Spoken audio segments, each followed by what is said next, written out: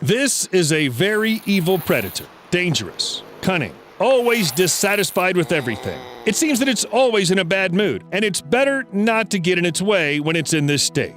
This beast can easily attack a person or even a representative of its species without any reason.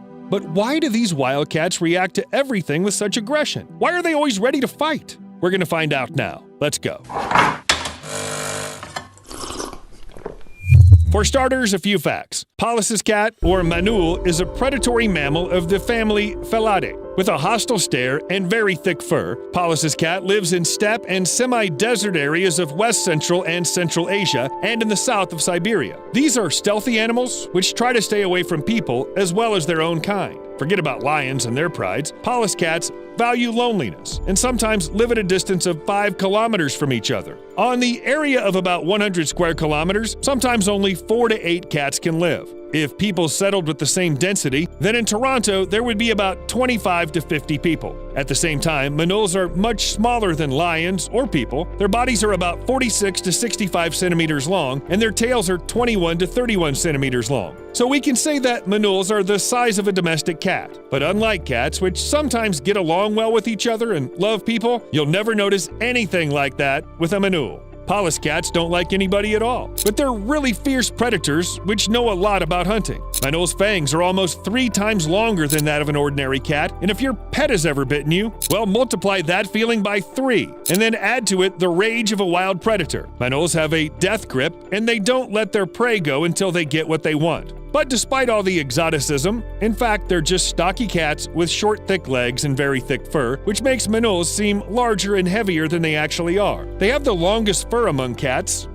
It's distributed quite correctly. It's twice as long on the stomach and tail than on the top and sides. Supposedly, this helps keep the cats warm when they're hunting on snow or frozen ground. The length and thickness of their fur also varies depending on the season. In winter, Pallas cat's fur gets thicker, even longer, and heavier. What else can you add to this fluffy thing full of pure rage? High speed and maneuverability. But at this stage, nature's decided that it's a bit scary to make a universal hunter of a manul, so it became the most clumsy and slowest of the wildcats. Running is not for manuls at all, and especially fast running. So this wildcat prefers to hide somewhere in the stones when its opponent is too big. But if it's noticed, the Pallas cat enters attack mode. And frankly, it looks more like a berserk mode. When hunting, the Pallas cat also doesn't try to chase its prey. It won't work anyway. The basis of its menu is fast pikas, rodents, and insects. Sometimes it invisibly pursues its prey, using short vegetation and stony terrain as camouflage. Color helps Pallas cats merge with the surrounding landscape so that they won't be noticed even within a couple of steps. By the way, the shape of the ears gives +5 to camouflage. If they stuck out like the rest of the cats, it'd be much harder for Pallas cats to hide in low grass. However, sometimes they just wait at the entrance to the burrows and pounce on the prey when it comes out. Well, and then long, sharp fangs bite. Ouch!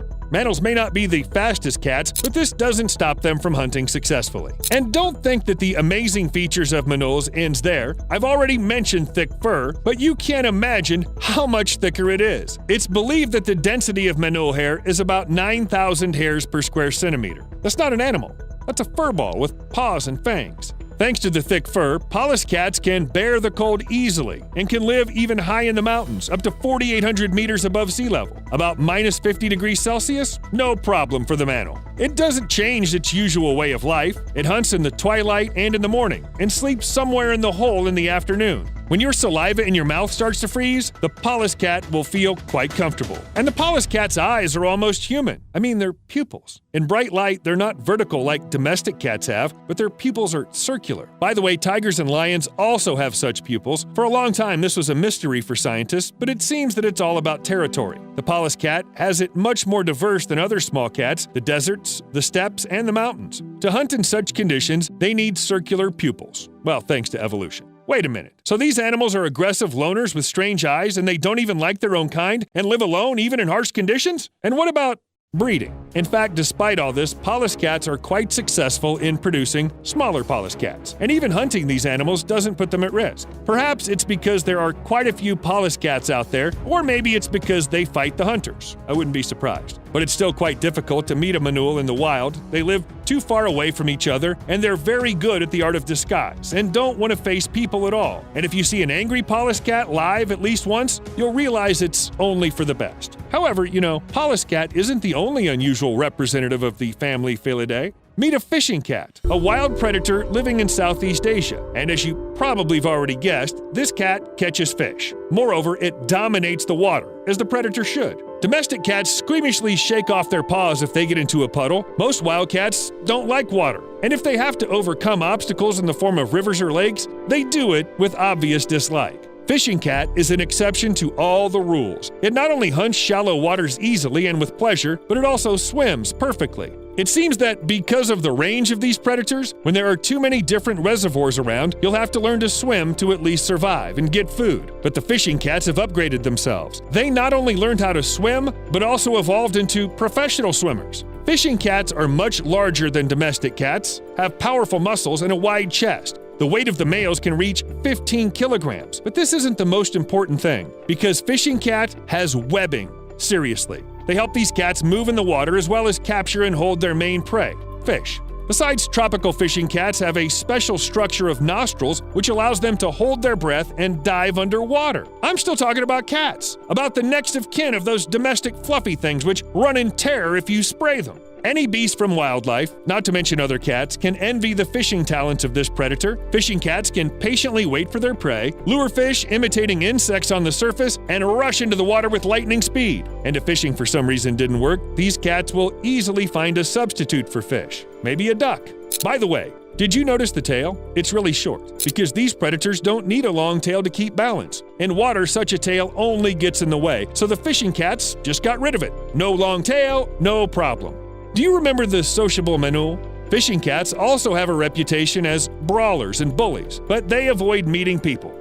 Fortunately for us friends, because once such a cat chased away a flock of dogs. There's also a legend that a fishing cat dragged a 4-month-old child from Singapore. However, this case hasn't been documented. But it's well known that a male fishing cat, which was large and kept in a zoo, broke out of its cage, then entered the leopard's cage and killed it.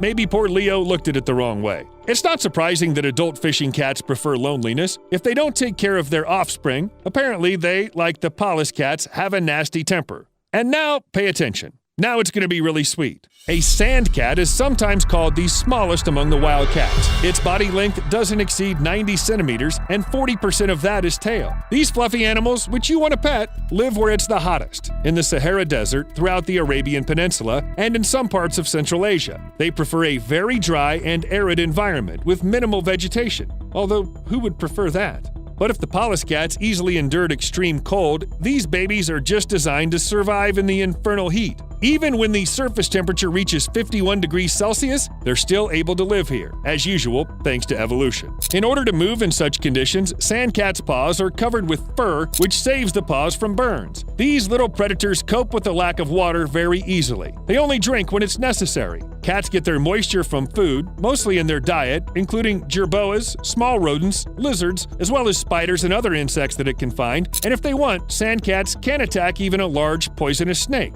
Horned viper? Fine, give me 2.